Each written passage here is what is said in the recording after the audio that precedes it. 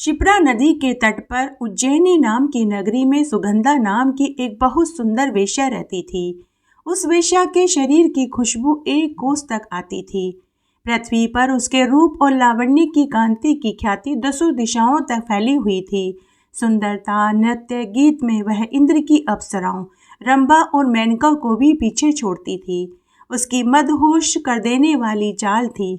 वह वेश्या युवा पुरुषों, ब्राह्मणों, राजाओं को अपनी ओर आकर्षित करती रहती थी। सभी पुरुष उसे एक बार किसी भी कीमत पर पाना चाहते थे। वेश्या उनसे कीमती आभूषण, धन उपहार में लेकर बाद में धक्के देकर अपमानित करके निकाल देती थी। तब एक बार वह वेश्या शिप्रा नदी के तट पर भ्रमण कर रही थी कि तभी उसने वशिष्ठ मुनि को जप तप करते देखा।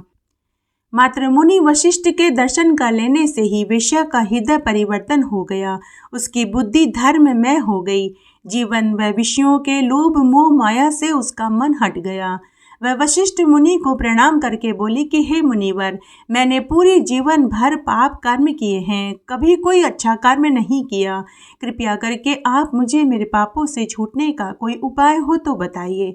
तब मुनि बोले कि हे कल्याणी, तूने जीवन भर घोर पाप किया है। उन पापों से छूटने का मात्र एक उपाय है। तू वाराणसी जाकर रुद्रवती व्रत कर। इस व्रत को करने से तुझे उत्तम गति के साथ भगवान शिव की प्रीति प्राप्त होगी। तब उस वेश्या ने अपना घर धन सब गरीबों में दान कर दिया और काशीपुरी में जाकर रुद्रवती व्रत करने लगी। उस व्रत के प्रभाव से वह वेश्या पंचभौतिक शरीर सहित भगवान शंकर के शरीर में विलीन हो गई।